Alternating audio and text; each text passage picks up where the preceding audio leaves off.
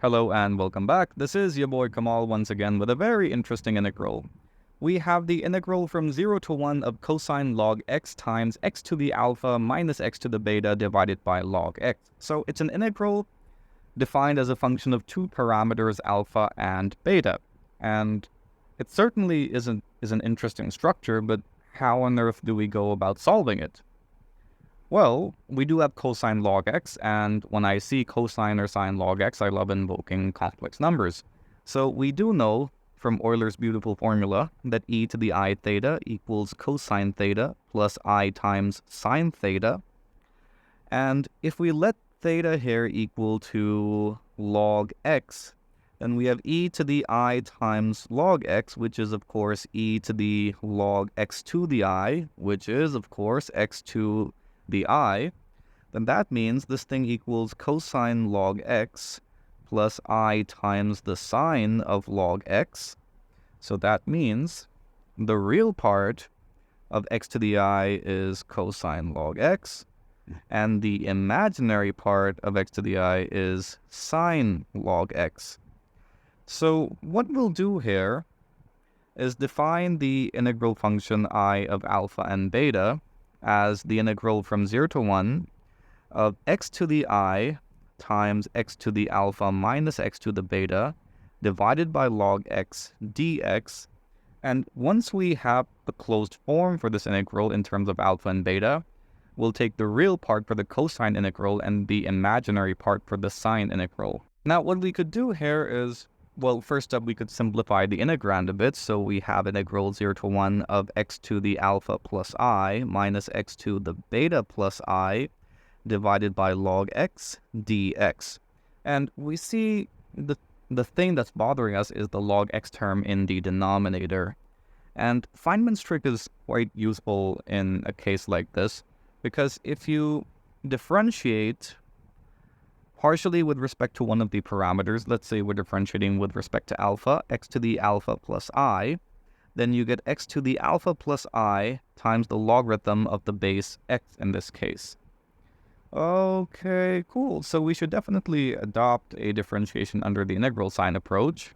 And first up, we notice that if we fix the parameters equal to each other, then the integral function evaluates to 0, and that's going to come in handy quite a bit later. So we'll differentiate with respect to alpha. We switch up the order of the integration and differentiation operators, implying that the partial derivative with respect to alpha of the integral function equals the integral from 0 to 1 of the partial derivative with respect to alpha of x to the alpha, wait, that's alpha to the alpha. This is x to the alpha plus I minus x to the beta plus I divided by log x dx.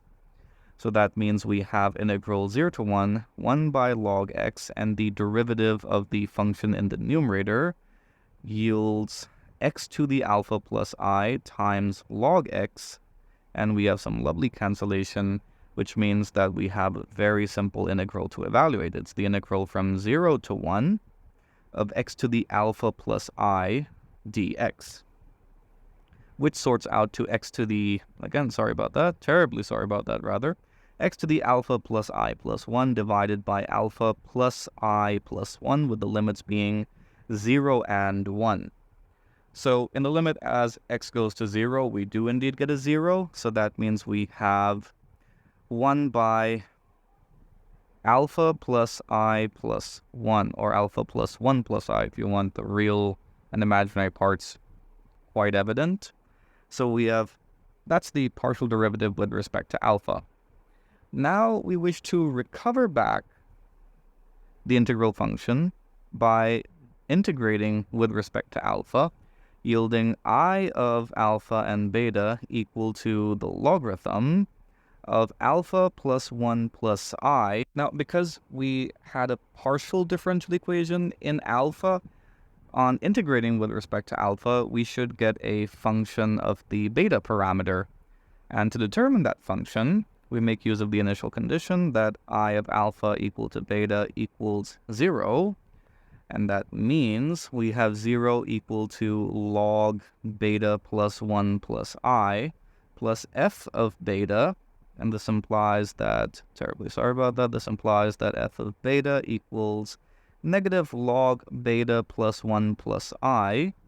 And this means that the integral function I of alpha and beta yields log of, let's see, we should have alpha plus 1 plus I divided by beta plus 1 plus I. Wait. We'll just keep the logarithms separate. So we have log alpha plus 1 plus I minus log beta plus 1 plus I. Why?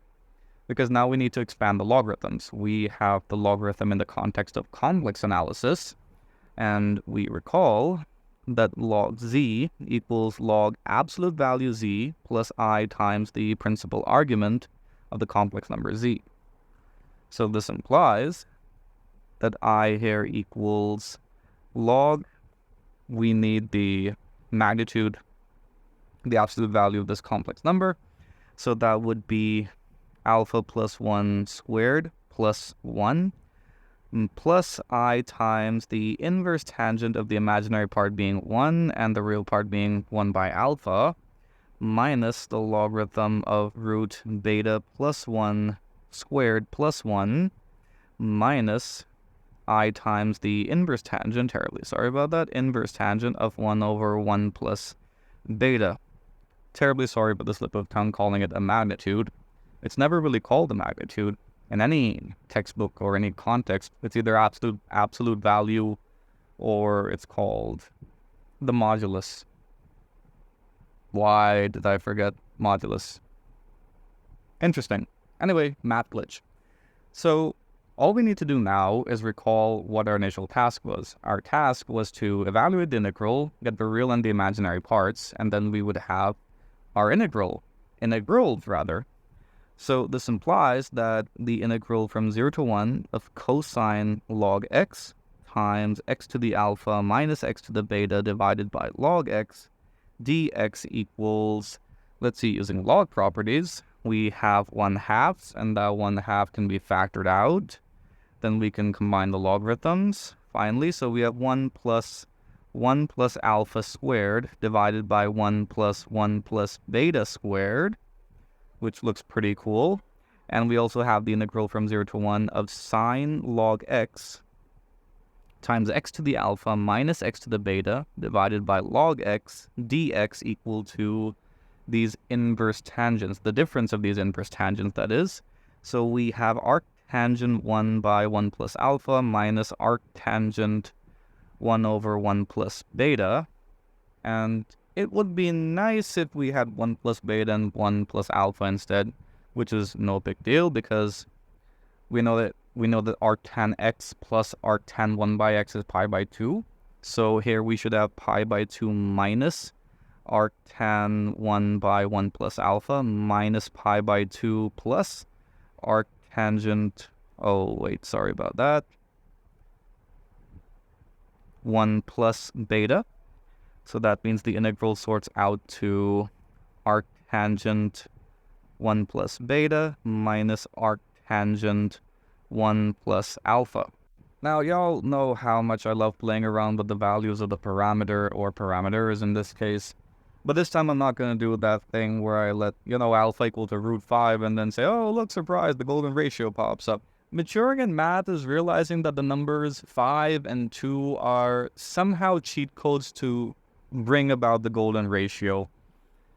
I've done that several times in my calculations. So this time, I'm going to try something different. I'm going to let alpha equal to phi and beta equal to 1 by phi, because why not?